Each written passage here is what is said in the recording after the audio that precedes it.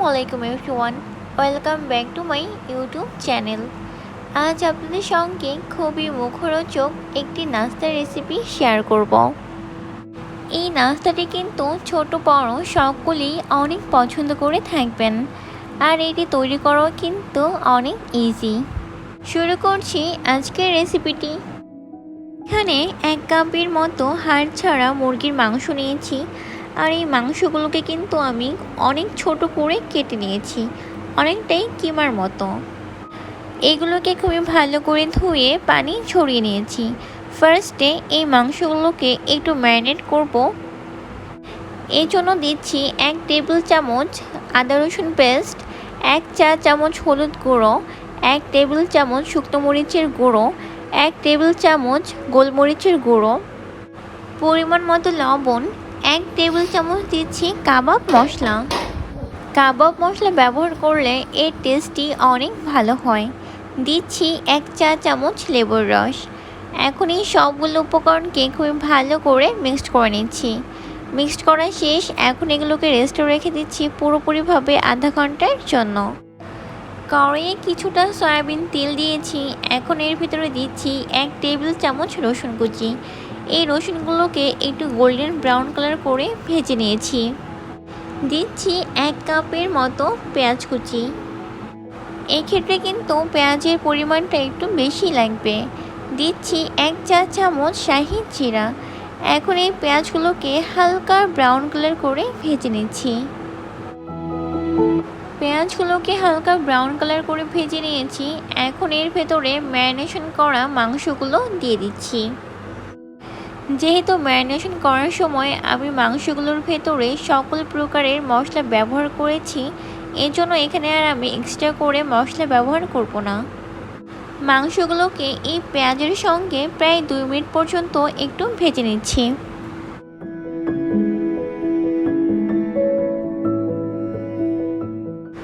2 minute পর্যন্ত ভেজে নিয়েছি। এখন আমি মাংসগুলোকে ঢেকে দেব প্রায় 5 মিনিটের জন্য।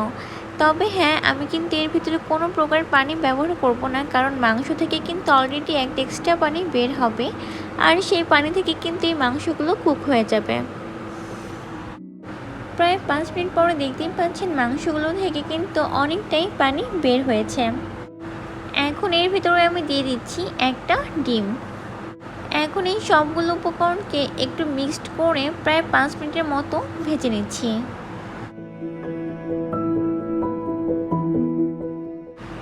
এখন এর ভিতরে দিয়ে দিচ্ছি 1 চা চামচ গরম মশলা গুঁড়ো। এখন এগুলোকে 1 মিনিট পর্যন্ত একটু ভেজে নিয়ে নামিয়ে নিচ্ছি। এই চিকেনের পুরটি কিন্তু রান্না করতে খুব বেশি একটা টাইম লাগে না, প্রায় 10 থেকে 12 মিনিটের মধ্যেই কিন্তু হয়ে যায়। এখানে আমি ময়দা মুথে রেখেছিলাম। আটা বা ময়দা মুথে রাখার পরে রেস্টে রাখলে কিন্তু ময়দা বাটার ডোটি অনেক সফট হয়। এখন এখান থেকে একটু ময়দা নিয়ে আমি রুটির মতো বেলে নিচ্ছি।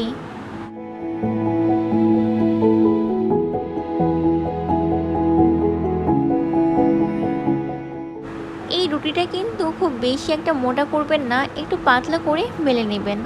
পাতলা করে বেললে এটি তেলে অনেকটা ফুলবে এবং খেতে কিন্তু ক্রিস্পি হবে। এখন চিকেনের পুরটি রুটির মাঝ বরাবর দিয়ে দিচ্ছি।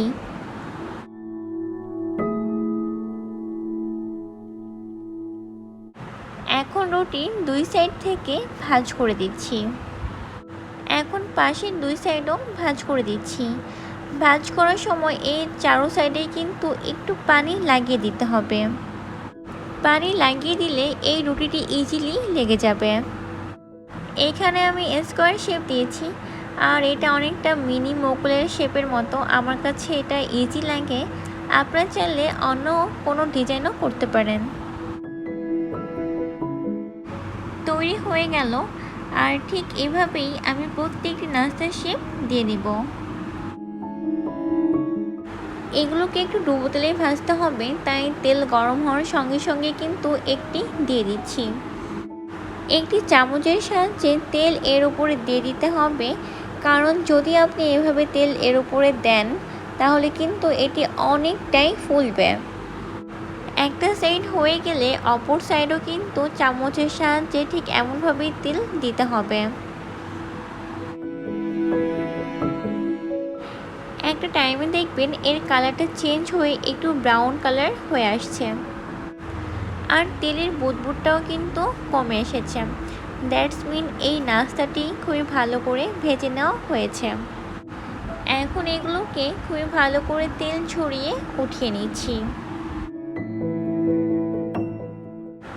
এটা কিন্তু ওপরে অনেক ক্রিস্পি আর ভেতরে অনেক সফট। এই খাবারটি খেতেও কিন্তু আলহামদুলিল্লাহ অনেক মজার। বিকালের নাস্তায় কিন্তু এই খাবারটি একদম জমে যাবে। আশা করছি আমার আজকের ভিডিওটি আপনাদের কাছে ভালো লেগেছে। আজকের মতো এ পর্যন্তই। সবাই ভালো থাকবেন। আল্লাহ হাফিজ।